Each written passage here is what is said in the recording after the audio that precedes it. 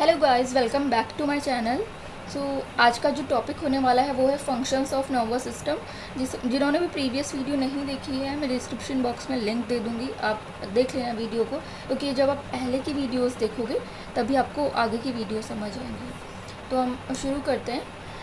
Functions of nervous system. तो basically nervous system के 3 functions होते हैं। First function is sensory function, second function is integrative function and third function is motor function। 3 function क्या है? Sensory function, integrative, motor function. Okay, अभी sensory function के second name की बात कर लेते हैं। तो इसका सेकंड नेम और क्या बोलते हैं इसको?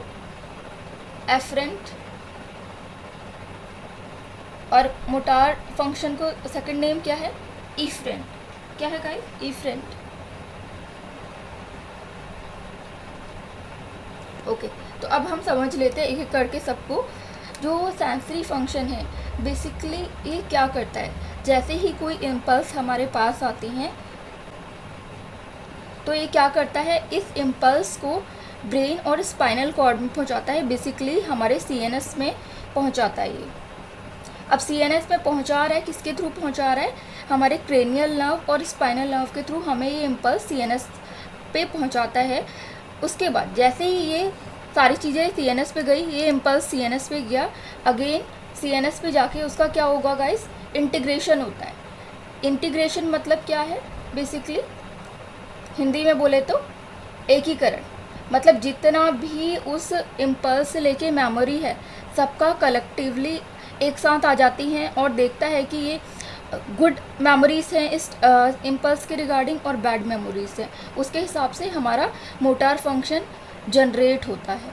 ठीक है, तो उसके हिसाब से ये हमारा क्या आ रहा है? आउटपुट आ रहा है। एक बार और समझाती हूँ।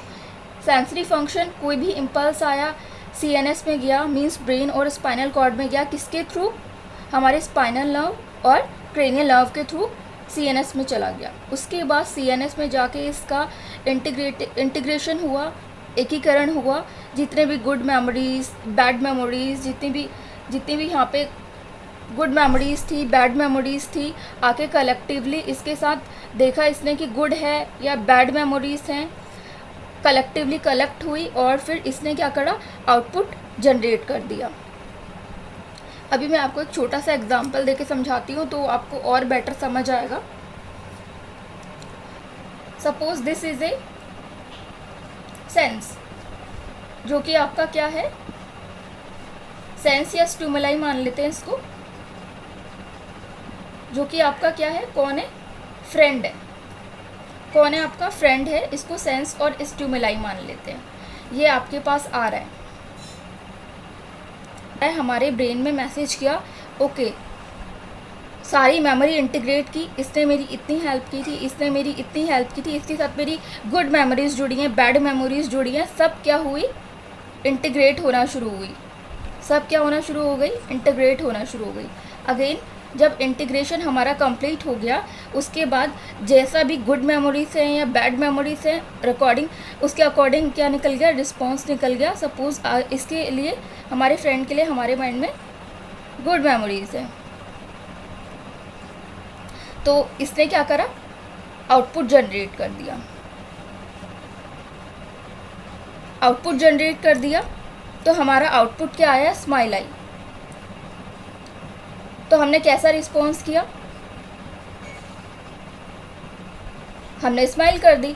हमारा दोस्त आया, ये सेंस और स्टिमुलाई है, हमारे ब्रेन में मैसेज किया, हमारे सीएनएस में मैसेज किया, ब्रेन में मैसेज किया, स्पाइनल नर्व और क्रेनियल नर्व के थ्रू मैसेज इंटीग्रेट हुआ, गुड मेमोरीज थी, आउटपुट आया। आउटपुट क्या आया? हमारे फेस पे स्माइल आ गई और रिस्पॉन्स आ गया। राइट।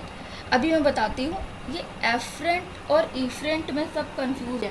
आपका दोस्त आया, मैंने आपको एग्जांपल बताया कि जिससे आपको राइट, और ये